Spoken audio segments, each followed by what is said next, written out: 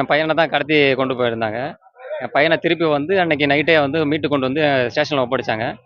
ஒப்படைச்சதில் வந்து என்னன்னாக்கா, நான் குடுத்தது வந்து என்ன வந்து கம்ப்ளைண்ட் குடுத்து எஃப்ஐஆர் போட சொல்லி அக்னாலஜ்மெண்ட் கேட்டதுக்கு குடுக்கவும் இல்ல. ஆனா எங்கள இழுக்கடிச்சு 17ஆம் தேதி வந்து தான் கம்ப்ளைண்ட் குடுத்த மாரி வந்து எங்களுக்கு வந்து சொல்லியிருக்காங்க. குடுத்துருக்காங்க.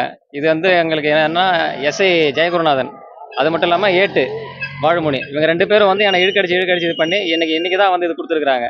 இதுல இருந்து எங்களுக்கு வந்து அவங்க தகுந்த நடவடிக்கை எடுக்கணும் அவங்க மேல. அதனால தான் வந்து நான் டிஜிபி ஆஃபீஸ்ல வந்து நான் கம்ப்ளைண்ட் குடுத்துருக்கிறேன்.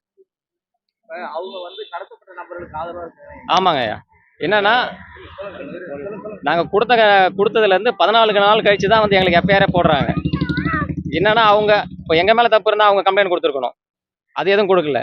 எங்க மேல என்னன்னா, இப்போ அவங்க என்னன்னா, அவங்கள வர வச்சு எங்கள வந்து மாத்தி எழுதி குடுத்து கேட்டாங்க. லெட்டர் எழுதி மாத்தி எழுதி கேட்டாங்க. எஸ்ஐ வந்து ஜெயகுருநாதன் வந்து கேட்டாரு. குடுக்க முடியாதுன்னு சொல்லிட்டாரு அப்பா. வாழமணி ஏட்டு அவர் எனக்கு ஃபோன் அடிச்சு பேசினாரு. அதுக்கு நாங்க குடுக்க முடியாதுங்க. லெட்டர்லாம் மாத்தி குடுக்க முடியாதுன்னு சொல்லியாச்சு. அதனால என்ன பண்ணிட்டாங்க, ஆப்போசிட் பார்ட்டிய வர வச்சு, அப்பா மேல கம்ப்ளைண்ட் குடுக்க வச்சு எஃப்ஐஆர் போட்டு வச்சிருக்காங்க இப்போ.